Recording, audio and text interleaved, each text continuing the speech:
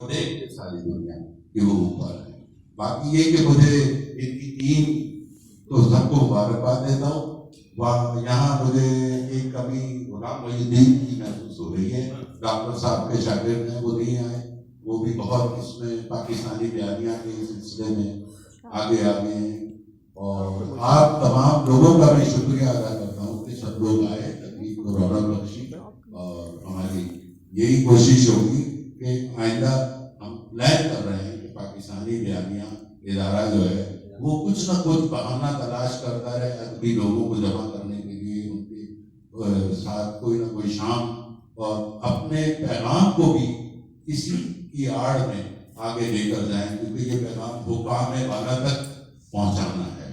پھر اس کے بعد اس کے ثمرات نظر آنے شروع ہوں گے. یہ ایک لمبا پروجیکٹ ہے، کوئی آسان کام نہیں ہے. میں ان کو مبارکباد دوں گا کہ ڈاکٹر صاحب نے ایک ایسا مشکل سبجیکٹ اٹھایا جو آسان نہیں ہے، لیکن انہوں نے اس کی شروعات کر دی.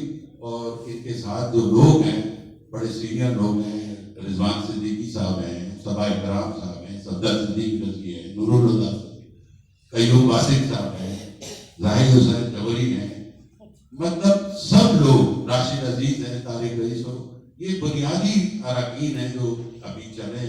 اور یہ بات آپ لوگوں کے علم میں شاید نہ ہو، یہ بات لاہور اور اسلام آباد تک جا چکی ہے، اور پاکستانی بیانیہ کی بات چل رہی ہے اور آگے بھی چلے گی.